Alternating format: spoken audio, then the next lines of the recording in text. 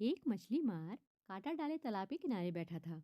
काफी समय बाद भी कोई मछली कांटे में नहीं फंसी, ना ही कोई हलचल हुई। तो वह सोचने लगा, कहीं ऐसा तो नहीं कि मैंने कांटा गलत जगह डाला है या कोई मछली ही ना हो। उसने तालाब में झांका तो देखा कि उसके कांटे के आसपास तो बहुत सी मछलियां थी।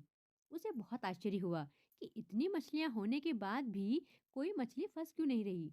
एक राहगीर ने जब यह नज़ारा देखा तो उससे कहा, लगता है भैया, यहाँ पर मछली मारने बहुत दिनों बाद आए हो। अब इस तालाब की मछलियाँ कांटे में नहीं फंसती।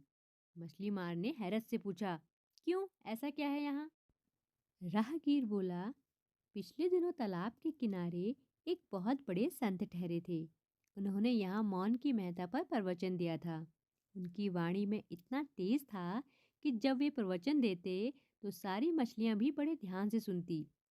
यह उनके प्रवचनों का ही असर है कि उसके बाद जब भी कोई इन्हें फंसाने के लिए कांटा डालकर बैठता है तो ये मौन धारण कर लेती हैं। जब मछली मुंह ही नहीं खोलेगी तो कांटे में फंसेगी कैसे? इसलिए बेहतर यही होगा कि आप कहीं और जाकर कांटा डालो।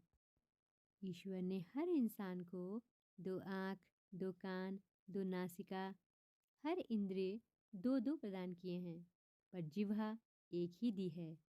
क्या कारण रहा होगा? क्योंकि यह एक ही अनेक भयंकर परिस्थितियां पैदा करने के लिए पर्याप्त है।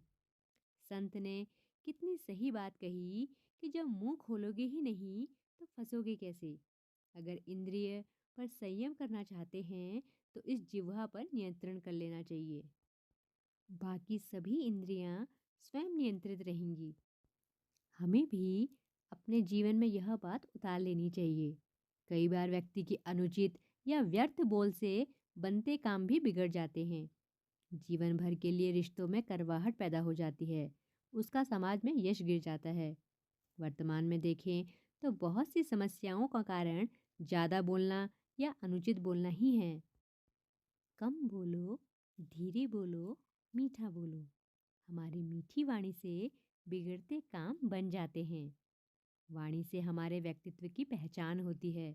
जिस व्यक्ति का व्यक्तित्व जितना गंभीर, गहराईपूर्ण, गुणों से भरपूर होता है, उसकी वाणी में उतनी ही विनम्रता होती है। विनम्रतापूर्वक व्यवहार हमारे चरित्र को ऊंचा बनाता है, समाज में सम्मान दिलाता है। कई बार ना बोलना भी उचित रहता है।